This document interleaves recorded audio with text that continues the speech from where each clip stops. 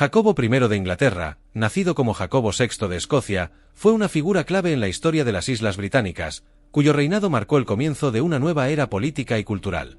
Nació el 19 de junio de 1566 en el castillo de Edimburgo, hijo de María, reina de Escocia, y de Enrique Estuardo, conde de Darnley.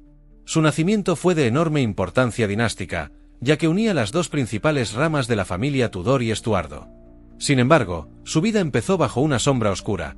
Su padre fue asesinado menos de un año después de su nacimiento y su madre fue obligada a abdicar en su favor cuando él tenía apenas un año de edad.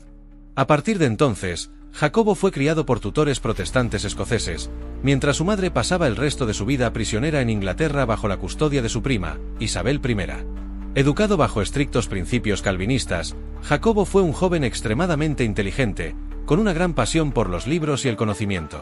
A los 13 años comenzó a ejercer personalmente el poder en Escocia, enfrentando los constantes conflictos entre los clanes nobles y consolidando poco a poco una monarquía más centralizada.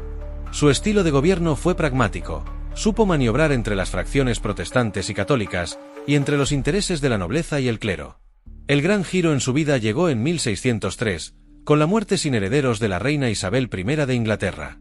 Gracias a su parentesco directo con los Tudor, era bisnieto de Margarita Tudor, hermana de Enrique VIII, Jacobo fue reconocido como su legítimo sucesor. Así se convirtió en el primer monarca en gobernar tanto Inglaterra como Escocia, inaugurando lo que se conoce como la Unión de las Coronas. Aunque los dos reinos siguieron siendo jurídicamente separados, la figura del rey los unía bajo una sola monarquía personal. Esta unión fue un evento de enorme trascendencia. Por primera vez, los pueblos anglosajones y escoceses compartían un mismo soberano. Jacobo tenía una visión clara de su rol como monarca.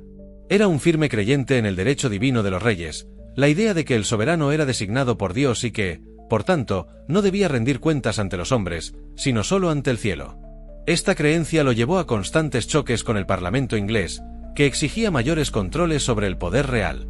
Aunque Jacobo evitó conflictos graves como los que surgirían en el reinado de su hijo Carlos I, sus tensiones con la Cámara de los Comunes sembraron las semillas del conflicto constitucional que estallaría años después en la Guerra Civil Inglesa.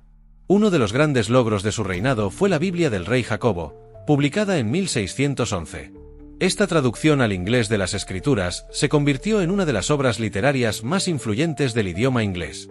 Su estilo elevado y poético consolidó el inglés como lengua de culto y de cultura, y aún hoy es considerada una de las más bellas versiones de la Biblia jamás escritas.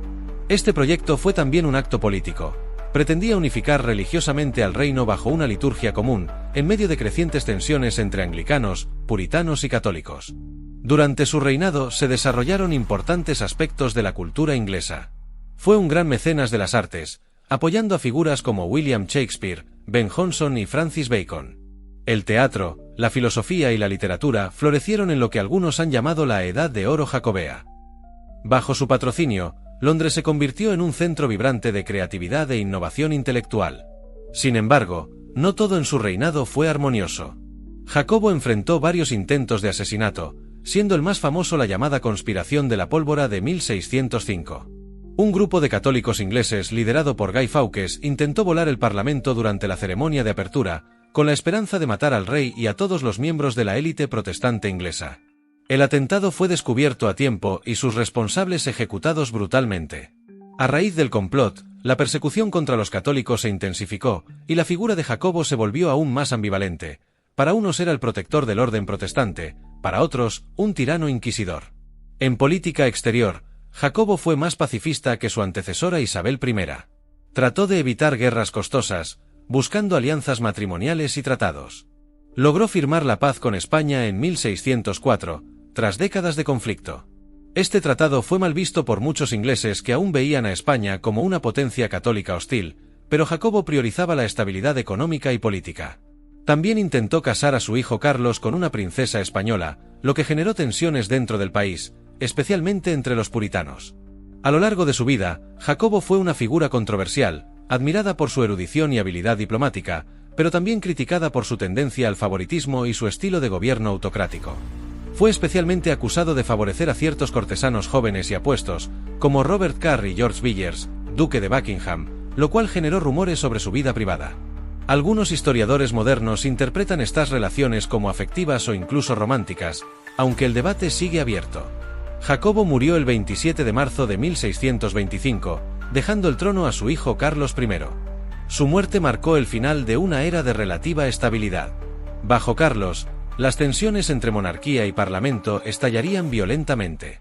Pero Jacobo dejó un legado duradero: la unión de Inglaterra y Escocia bajo un solo monarca, una Biblia inmortal, y un ejemplo temprano del conflicto entre absolutismo y representación que marcaría la historia británica en los siglos siguientes. Aunque sus defectos eran evidentes, fue un rey profundamente consciente de su misión histórica, y su figura sigue siendo central para entender la evolución de la monarquía inglesa.